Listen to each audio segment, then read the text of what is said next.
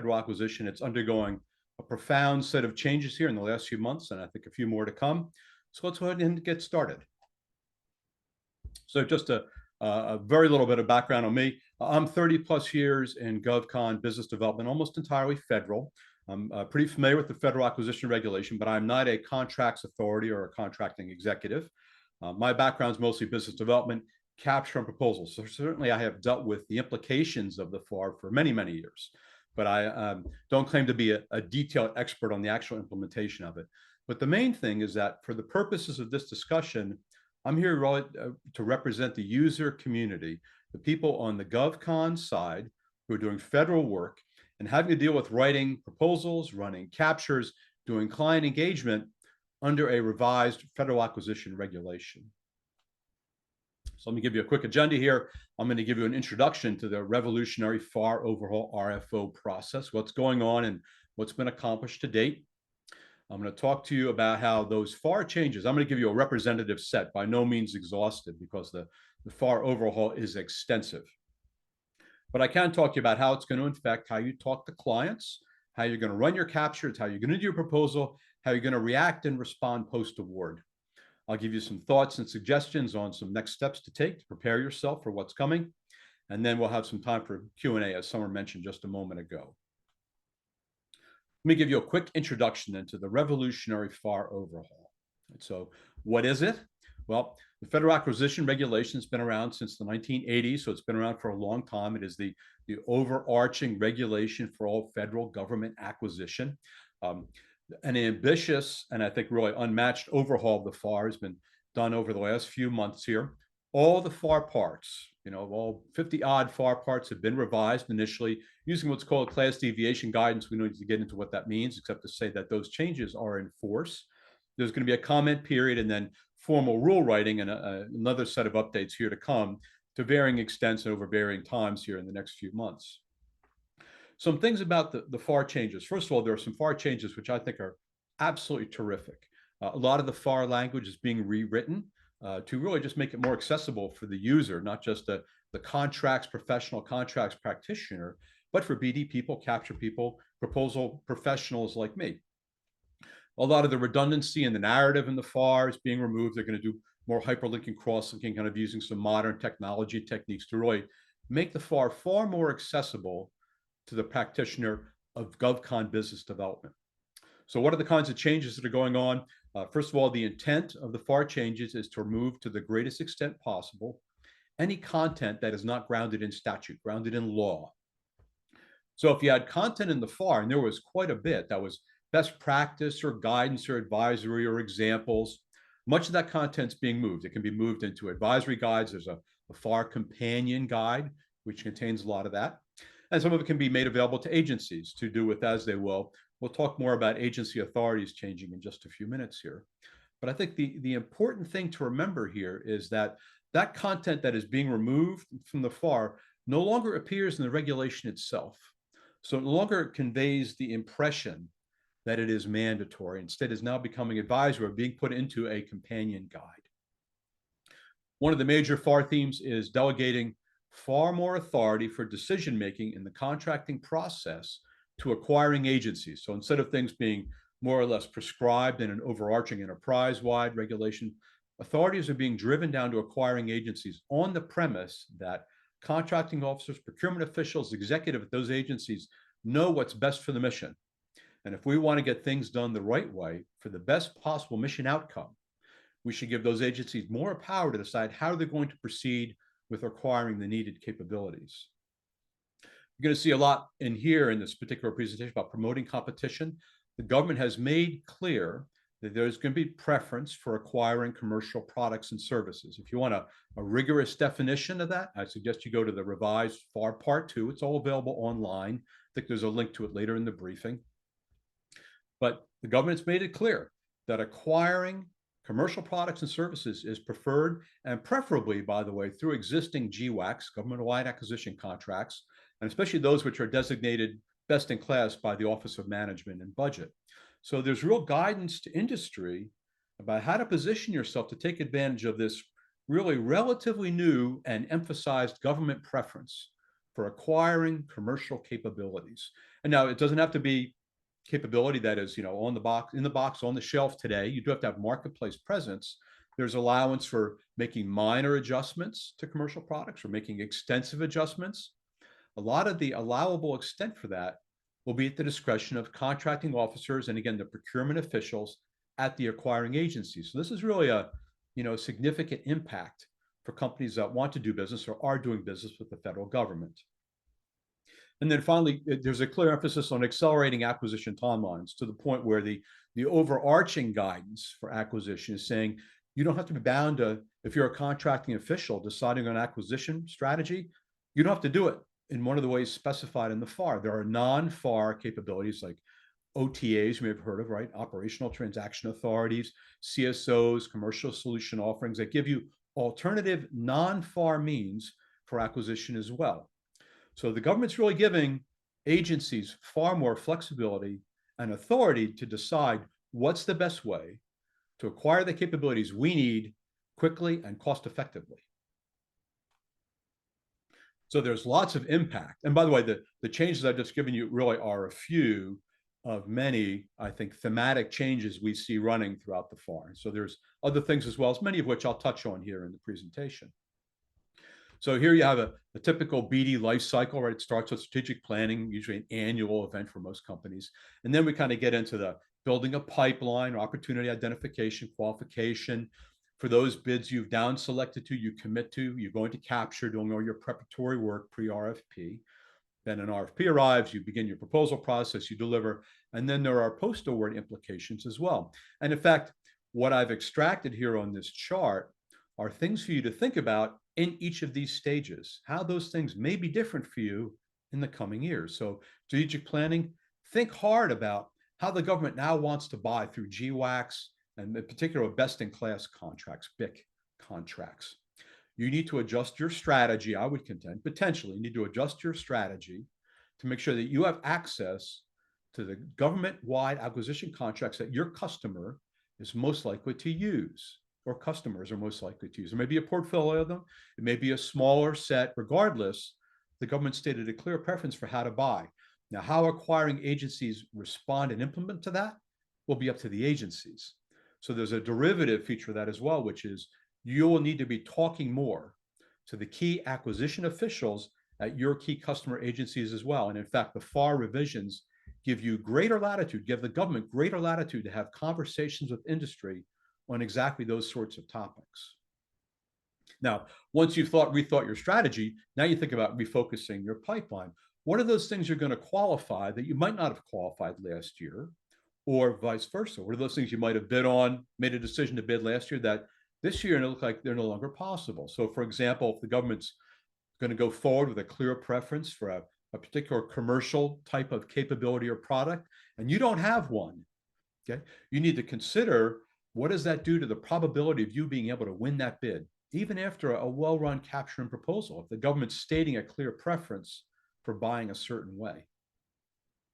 During capture, there's going to be increased opportunity, which I think industry needs to take advantage of, to have greater engagement with the acquisition officials at acquiring agencies. Again, there's going to be greater authority and decision-making pushed down to the acquiring agencies. It will be essential for you to understand what mission outcomes and contract outcomes those agencies want to achieve. And then you need to have meaningful conversations with those customers about your capabilities and how you can help them achieve those desired outcomes. Now, in proposal phase, you're going to see a lot of things that are changed. Now, there are what I consider implied evaluation priorities, things that may not be explicitly stated. And the government, by the way, has revised FAR Part 15, which handles competitive acquisition, the sorts of things we're familiar with. There are other FAR changes and other FAR parts that really have a lot of implications for how the government's going to evaluate. Now, how an acquiring agency might reconsider their valuation criteria, I think is yet to be seen.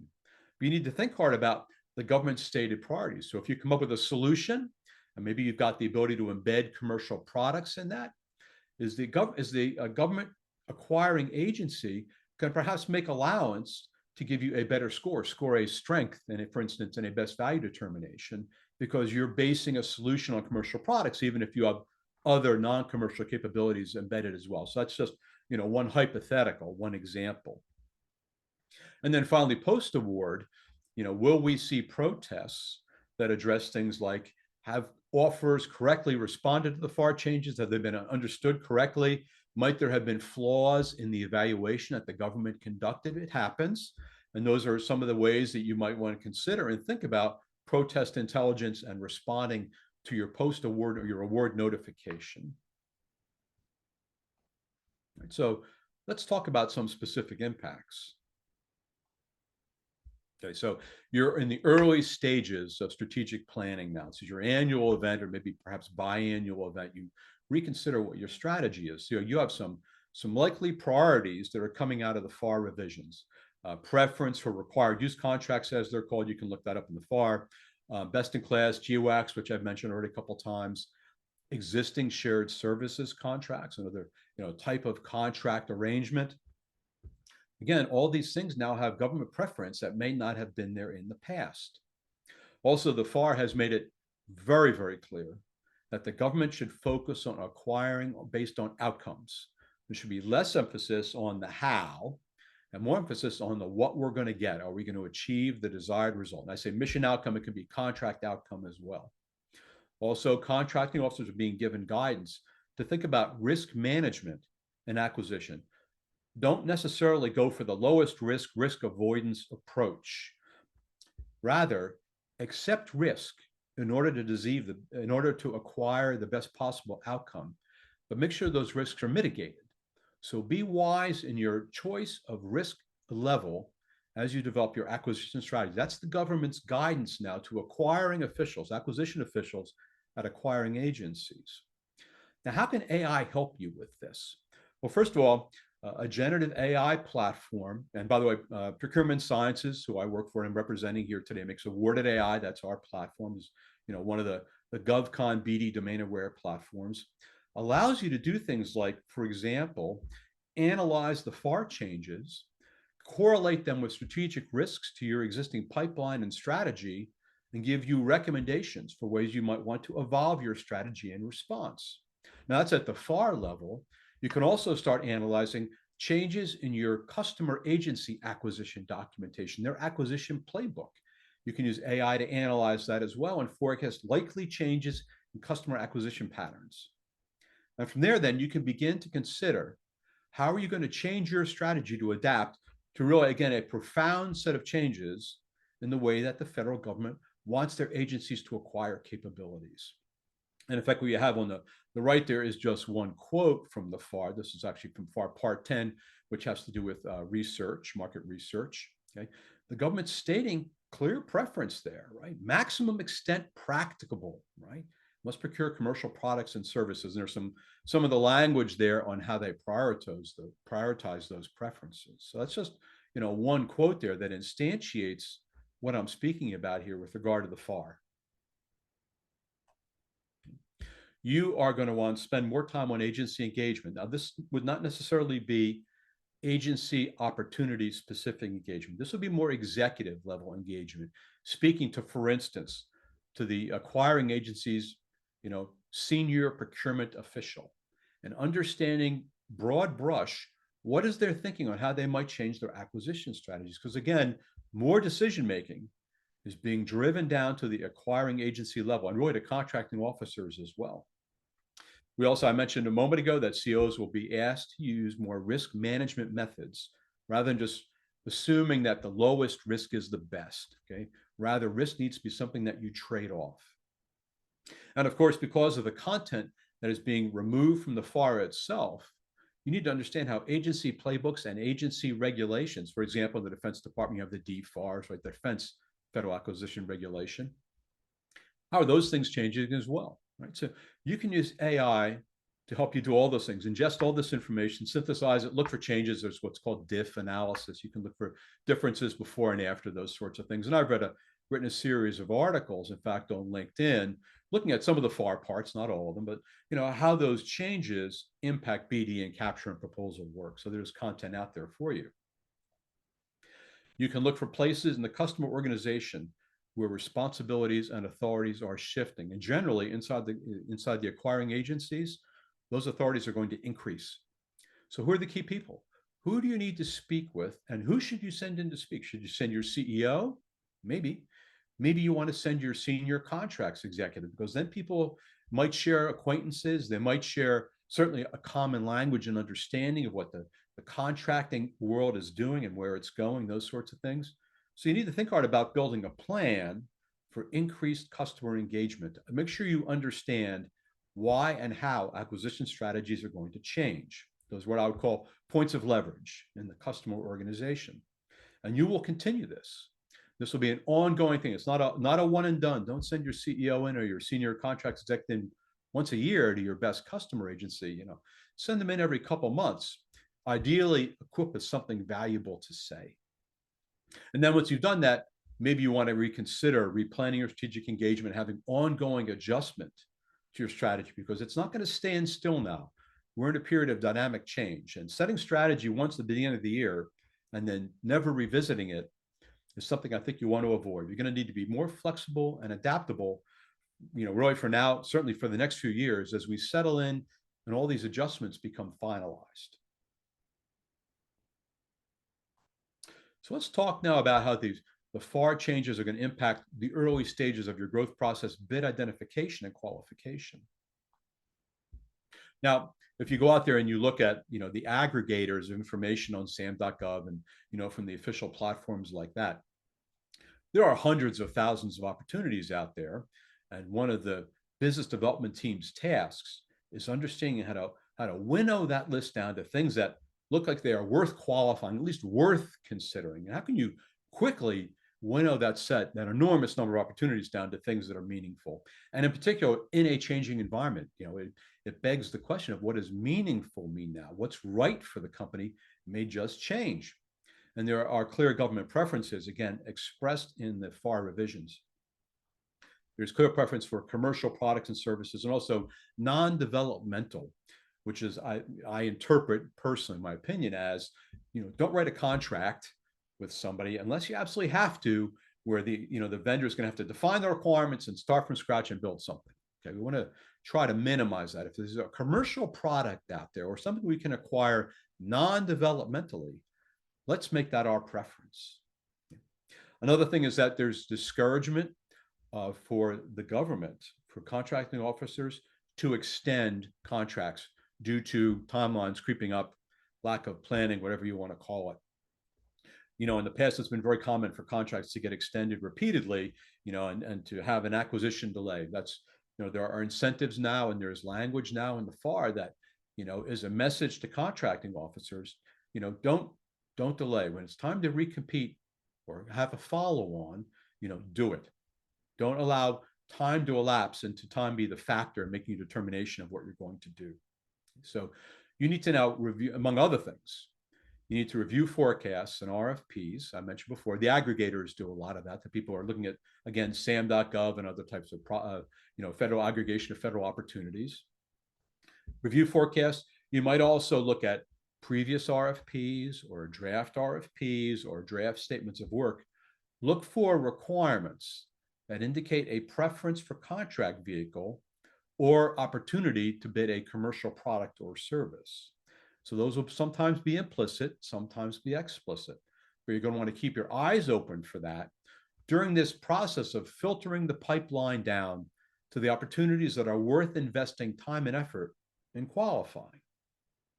You also look at current contracts whose successor could be shaped to a vehicle that might be favorable to you, especially if there's a contract right now, maybe it was full and open last time it was competed, but now you believe it could be reshaped as a task order on a GWAC, and that would be your advantage. Maybe you're a GWAC holder or a sub on an existing GWAC contract. That's a conversation worth having.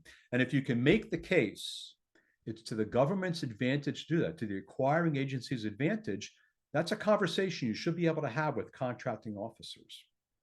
In some cases, you might even want to recommend that the government go outside the FAR and use a non-FAR vehicle. We see OTAs now all the time. It's a really good example of when sometimes we're going to go outside the FAR. We, the government, we, the acquiring agents, are going to go outside the FAR and use an alternative kind of an acquisition methodology.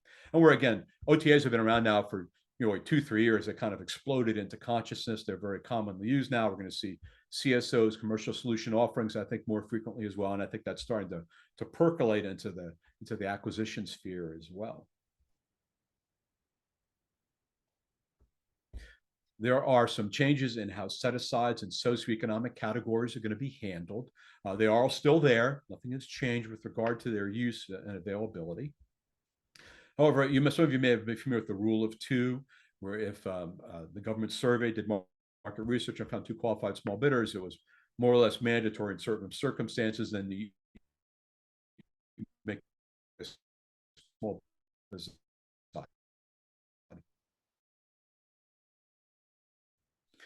The rule of two is review has discretion. So, I'm going to turn my video off here. Pardon me. The rule of two is being retained, but it's now at the contracting officer's discretion for orders on multiple award contracts. And that's pretty significant, because from a shaping and influencing perspective, if you're a small business, you want to make the case to the contractor why it's a good idea to go ahead and make that a small business set aside on a GWAC or a MAC. On the other hand, if you are not a small business, you want to make the contrary argument. So you need to come in with really sound explanation as to why it's to the acquiring agency's benefit to go ahead and do things a certain way, whether it be small business set aside or a full and open style competition. I say full and open. I understand that a MAC is not full and open. It's restricted to the companies that are available through the MAC. So forgive my use of a little imprecise terminology there.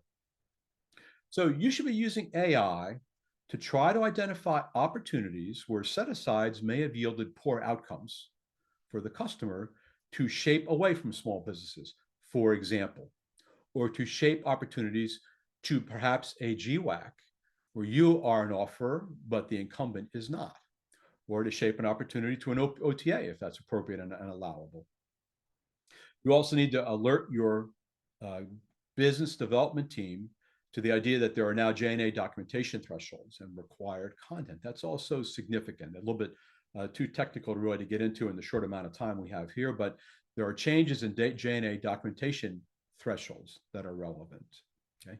Please note now the FAR revision, as it says on the right there, that SBIRs, you may be familiar with that, Small Business Innovation Research, and STTRs are now available as set-aside. So it's now under the contracting officer's authorities to make determinations to use a set-aside for a SBIR or an STTR. That's all in FAR Part 6, and you can also find reference to that in FAR Part 19. You're going to have to update your the templates that your contracting professionals use to make sure that you are checking off the FAR clauses in an RFP. I would be double checking them to make sure that all of them are current, up to date, the appropriate clause references are there. Okay. There's some other nuances as well. For example, if the government's going to have requirements for offer certifications, they have to have a statutory basis. So things like a small business certification is certainly perfectly allowable. It's all through SBA. It's codified in statute. But there are other certifications that have been cobbled up occasionally, which are not grounded in statute, might have been a best practice or a desirability. That's no longer available under the FAR. Okay, so really what it gets to is it's important for us to understand those things which may have been done in the past that are no longer available, those things which were in the regulation but have been moved out to and are now in an advisory status and a companion guide. Okay, you can also use AI to look at the FAR clause references in RFP and do a quick correlation to get your template to identify areas of difference and to help you identify where your FAR clause templates are being tracked and make sure they're current. Okay? You got to make sure these things are correct because, again, compliance is, of course, table stakes for any kind of a bid. Let me talk now about how you can use AI to help you deal with the changes from the FAR and the capture phase. So we've identified opportunities. We're committed the resources to go build a win strategy, go acquire the information, and we need act on it and go win.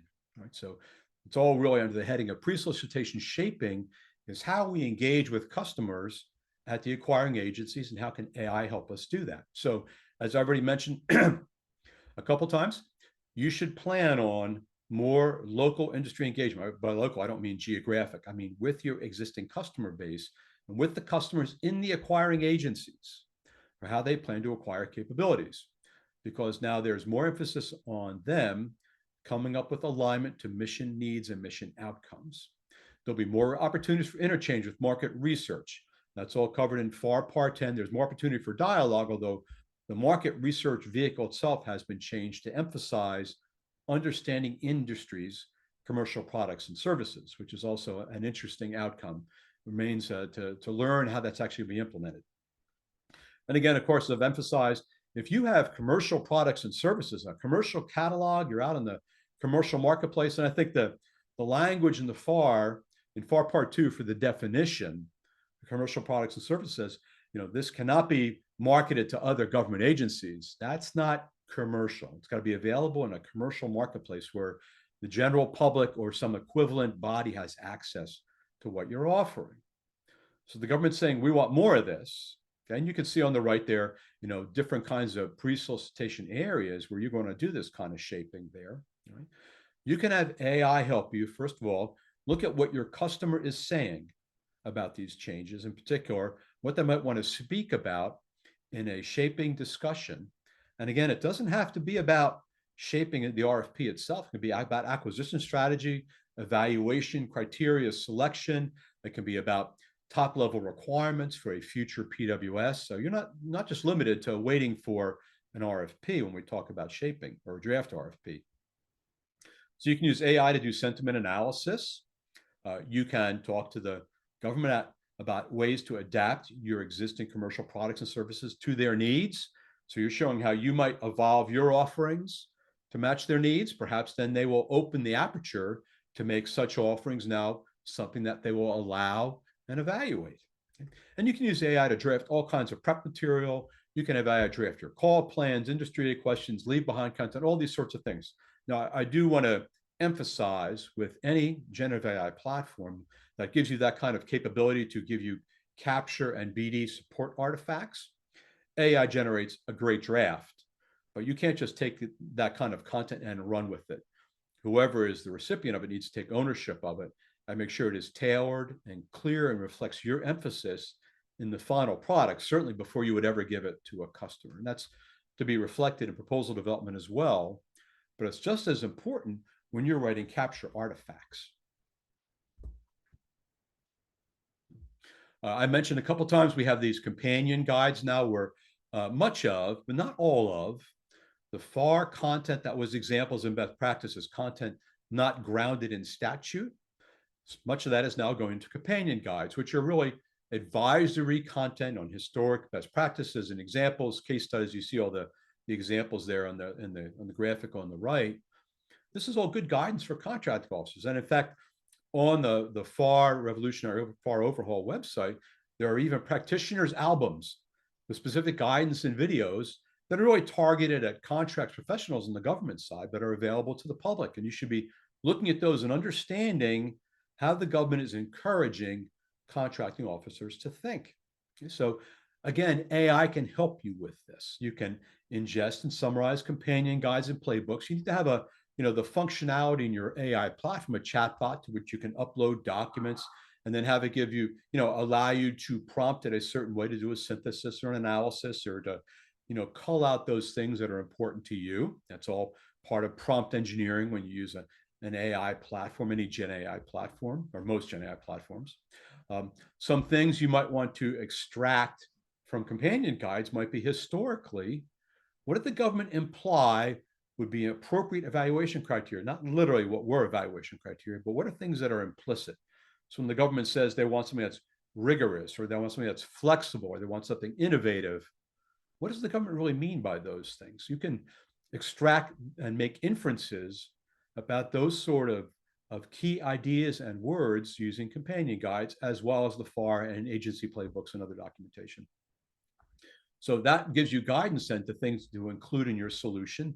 And these are hidden points, not only in compliance, but in evaluation as well. Again, a best value trade-off, or the customer might be scoring strengths in evaluation. You want to maximize the number of strengths you generate. Generative AI can help you do that by finding items that may not be explicit in the PWS or in the evaluation criteria in the RFP, but that are implied, and show that you understand what the customer values.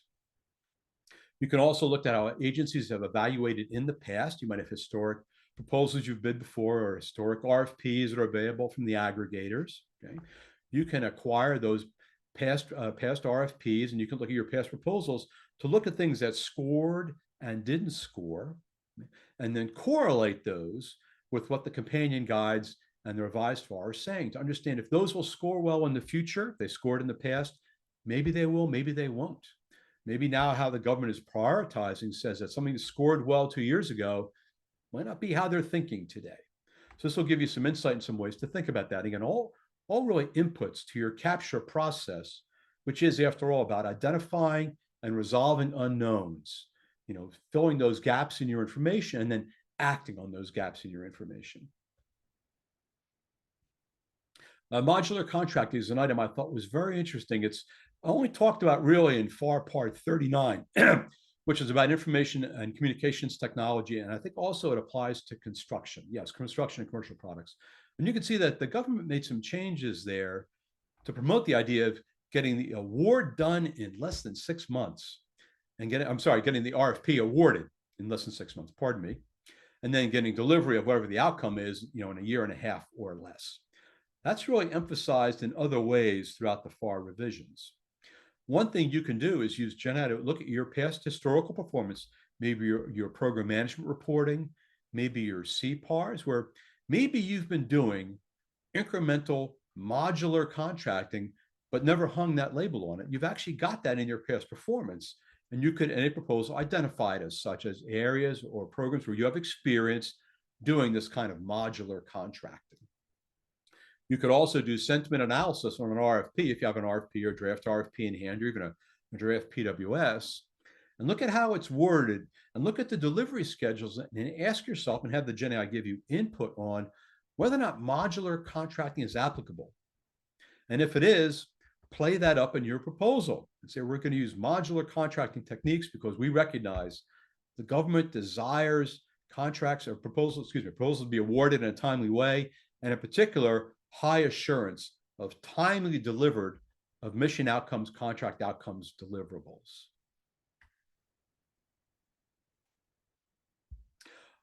We're going to see more emphasis, I hope, from, again, acquiring agency contract officers on using risk management methods. Now, this is not necessarily risk management in the sense of the government evaluating a proposal and identifying risks, although it can be. That is certainly part of the equation.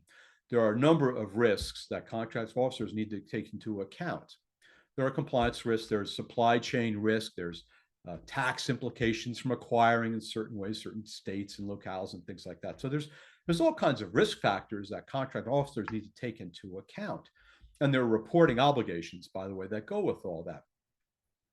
You can use AI to, again, analyze solicitation planning, documentation, for example, industry day presentations, companion guides, to think about and put yourself in the contracting officer's shoes and ask what risks are most prevalent in a particular acquisition, and then offer your contract officer ideas and input on how to manage those risks. Because in industry, we manage risks all the time. Certainly every proposal, you should be thinking about not only about strengths and weaknesses, but risks. Okay, risks being an area where there's an increased level of or potential for unsuccessful contract performance or degraded contract performance. So we're always in our proposals trying to minimize risk, but there are issues that we may not be addressing in the proposal per se that are of concern to the contracting officers. We have to open our apertures and think about how do we shape an overall risk management profile for an overall acquisition into the contract administration, our program management approach. And in fact, I've got a quote here from FAR Part 1, which is, all about the FAR system. It says here, hey, the system must focus on risk management. Don't try to eliminate all risk because it's too expensive to try to wring all the risk out of an acquisition. Let us accept and manage risk. And by accept, I mean at an acceptable level. The government is clearly emphasizing speed and innovation. They want things not only cheaper and better, but faster. There's no question. And there is an appetite for innovation as well. And I think a lot of the commercial preference that we see throughout the FAR is actually indicative of that. It hasn't always been the case when the commercial industry was ahead of government acquisition, especially in Department of Defense and places where innovation was really highly prized. Government wanted to be cutting edge and really always couldn't find what they wanted out there in commercial industry. But I think there's recognition today that there is a lot of technology in commercial industry that is cutting edge, that can be brought in and used directly or readily adapted to government needs. And we should take maximum advantage of that. And in fact, I've given you another FAR Part 1 quote here. You see the words encourage innovation. Okay? But the other things don't go away, right? You still have to have merit. You still have to be fast. You have to meet the mission needs. You have to have balance. Okay? But contracting officers now have broad discretion for evaluation, late offers, and solution demonstrations. FAR Part 15 has really substantially changed the whole idea, for instance, of having discussions. Right? You submit your proposal, and the government would open up discussions. You'd have some government interchange, and the government had to have level playing field on discussions. You'd submit a final proposal revision. There'd be another evaluation. Now it's all about immediately proceeding to negotiations. And the CO has enormous discretion to decide which companies are going to go ahead. They're going to go ahead with negotiations. And during negotiations, they can resolve those aspects of your proposal which gave them pause, which might have been a topic of discussions, all as part and parcel of proceeding as quickly and efficiently as possible to award. Okay, so that's a pretty profound change there. You want to see that. That's in FAR Part 15. As industry professionals in capture phase, we want to give contracting officers ideas for how to acquire high quality, innovative capabilities in a way that fit the risk management profile. And again, we can not only say, well, put this requirement into the PWS, but there's no reason we can't make suggestions about how to acquire innovatively. Maybe an OTA is the best, and a prototype is the most expeditious path to a ideal customer outcome. I offer that as a hypothetical only. There may be plenty of other ways as well. So we want to help the government do what it says there on FAR Part 1. In fact, we as industry have almost an obligation to help the government accomplish this goal of most effective use of taxpayers' dollars as defined in FAR Part 1. So it's incumbent upon us, and I think we'll find greater government receptivity to industry input that, again, impresses with the contract officer and the acquisition officials with our actions on the government's behalf. They can't just go in and sell them, I've got great stuff. It's really got to be an explanation of, we know you seek this mission outcome. We can help you achieve that and more cost effectively by virtue of the following. So it's really have to turn that argument a little bit inside out and put yourself and your people in the government acquisition official's position. All right, let's talk about proposal changes now. Okay, so compliance checking, of course, that's table stakes.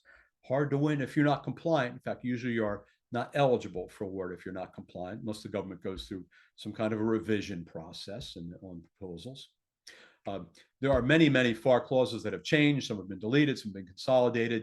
You need to make sure you're up to date on the FAR clauses, and you need to do a quality control check on the RFP when it comes out to make sure that the clauses are indeed the most current ones.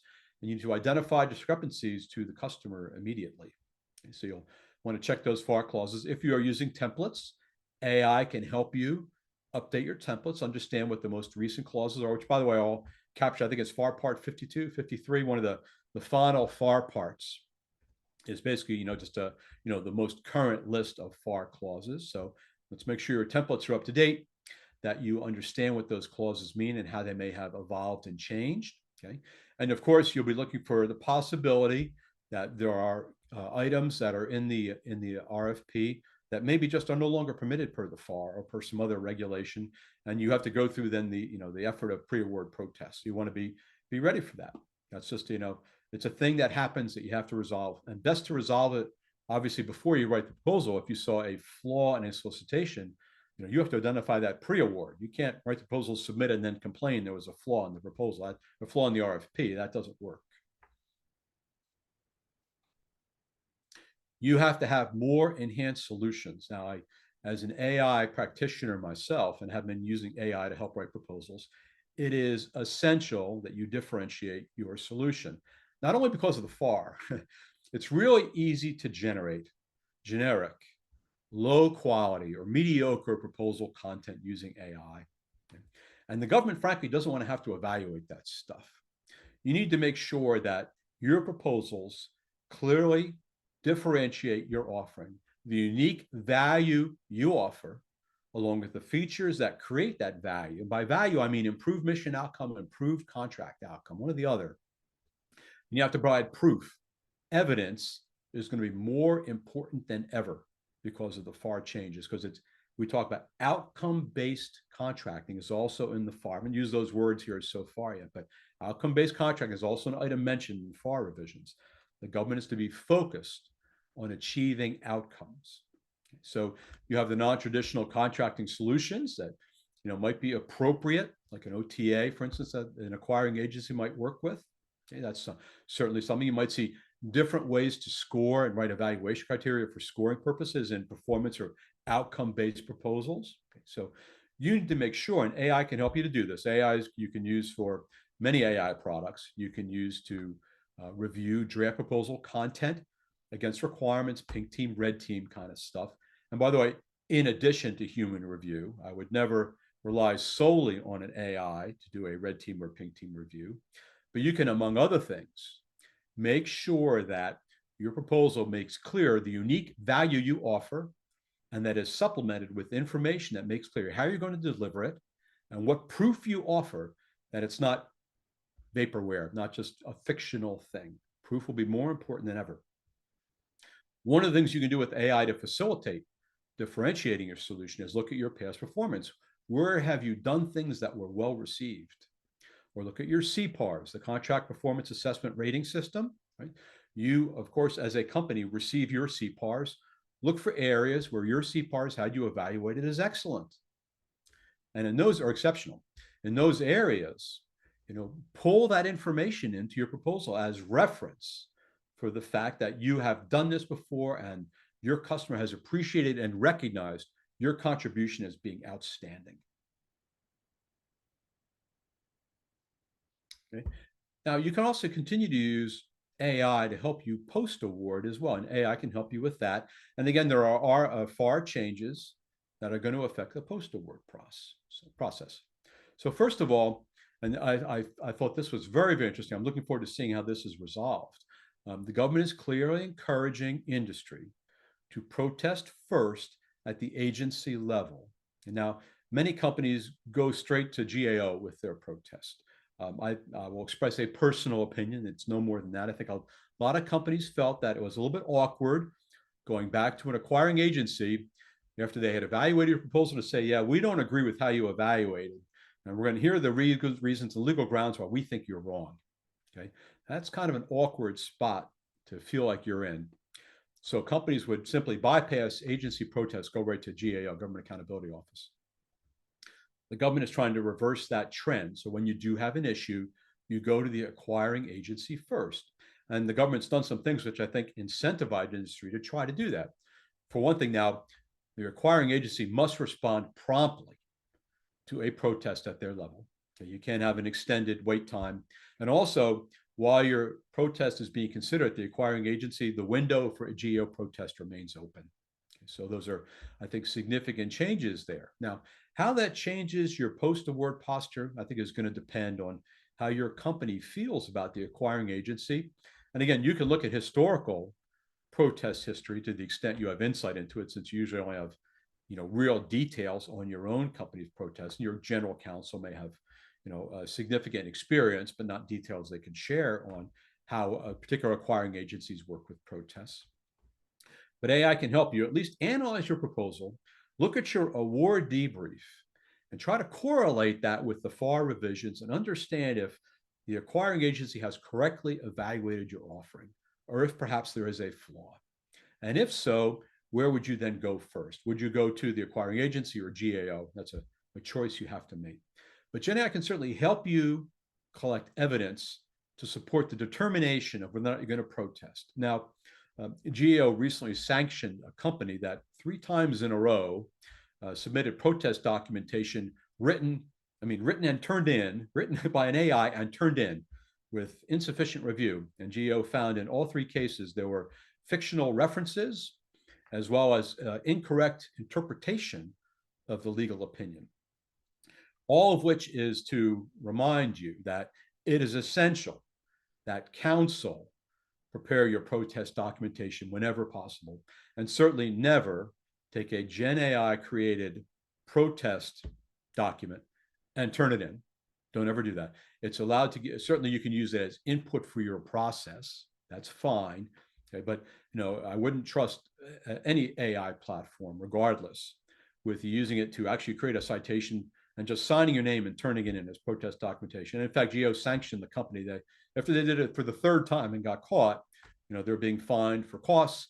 And I wonder if further penalties might not be forthcoming.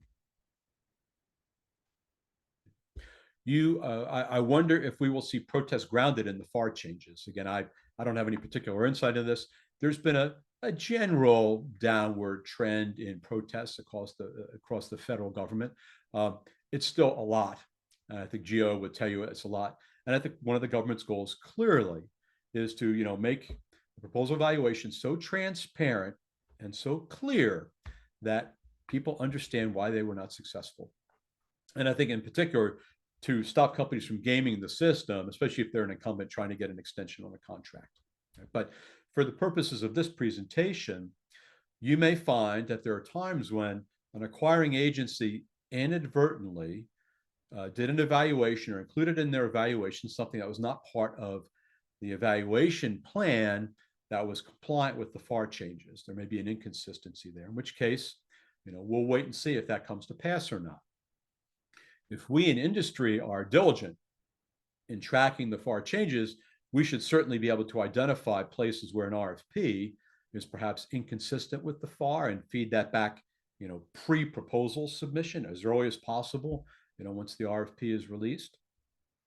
But it remains to be seen if this occurrence will occur. So that's something of interest and something to keep an eye on. But meanwhile, if you use in-house guidance and templates for looking at the protest notifications, the award debriefs, and things like that, update them. Make sure they're updated for the current FAR changes. And AI can help you with that. Again, identify what's changed and give you recommendations for what to evolve. Okay. You can also develop training content if you want to use the AI to do that as well, on how to handle, for instance, analyze an award debrief and gather evidence, those sorts of things. And AI has broad applicability for training in general. I haven't even touched upon the potential for using a platform like awarded.ai or other BD domain aware platforms that are available. All right, so what does all this mean? Let me kind of summarize this here. Pardon me, I'm a little clumsy. There we go. Let's see. I know we're running a little close on time. We have some actionable next steps to suggest for you. Okay, so even in small, if you're using Gen AI, or if you have access to a Gen AI platform, consider looking at the FAR revisions that are most applicable to your business and do what's called a difference analysis and sentiment analysis to extract the key ideas that will motivate the government and acquiring agencies to behave differently. Okay. I would start looking at a small number of RFPs to look for impacts from the FAR and agency revisions, to understand to what extent are they actually happening, and Gen AI can process that for you very, very quickly. Okay, and I think you can build on that to start understanding and have Gen AI give you recommendations for adjustments to strategy, modifications to a product or service portfolio, especially a commercial product portfolio or commercial service portfolio, and analyzing past performance in CPARs to understand how things that have worked well in the past may need to be evolved in order to align with stated new government preferences. So just a quick note about Procurement Sciences. We're, of course, the company that makes the awarded.ai platform. It's a vertical software as a service platform. It is built, as the CEO of the company, Christopher Ferrer, says, it's built by GovCon for GovCon. An example of that, I'm a 30-year, GovCon BD practitioner, and my contribution, as well as something I hope to make possible as being part of Procurement Sciences. You can see both productivity gains with using awarded AI. You can also see improvements in quality. You can also drive win rate improvements using awarded AI. And again, the rest of the information is here. You'll have a copy of the presentation. You can read all this at your leisure. There's a barcode here if you'd like to scan that, or you'll get, again, a copy and a link you can scan if you'd like to book a demo. But let me go ahead now and open up the floor to questions. So let me go ahead and bring up my Q&A here. And I'm going to turn my video back on so you can have the pleasure of that as well. Yeah, so some great questions here. So first of all, how do you increase engagement when the federal staff are working from home? Great question. I am assuming that federal staff working from home are obviously operating on a platform like Zoom or one of the commercial video teleconferencing platforms. I don't suggest going to their home if you want to do that. But if somebody who's working from home is open to it, there's no reason why you can't meet on neutral territory, maybe a coffee shop or someplace like that. I don't know if inviting them into your local business space would be appropriate, certainly pre-solicitation, but certainly engagement is meant to be encouraged. So what I would do is I would reach out to that staff member that you want to contact who's working from home and ask them for how they would feel comfortable if you have an idea you want to suggest, and whatever mode they deem appropriate is the mode that you should follow. Yeah, I got a great question here. Not that the previous one wasn't great, all relevant. Web-based large language models, and the example given here in the question is ChatGPT. There's a lag in real-time data. Absolutely. By the way, these models are trained, and once they are trained, they don't learn anymore. That's another question we could get into sometime. But the large language model itself stops learning once it's released, and you have to wait for the next release. I think ChatGPT 4.1, hasn't been updated since 24. Right, and here we are, close to the end of 2025. So you are correct. So there are ways for certain, and included awarded AI data, by the way, in this. You can create templates and a body of knowledge that becomes background for the AI. And you can either port, just download, the content from FAR revisions into that background area. So it's always available to the AI as it searches and works on bids. Or alternatively, you can just download it into file folders, search for content, and you can either do semantic search, which is search for meaning, okay, or you can do cut and paste of relevant content.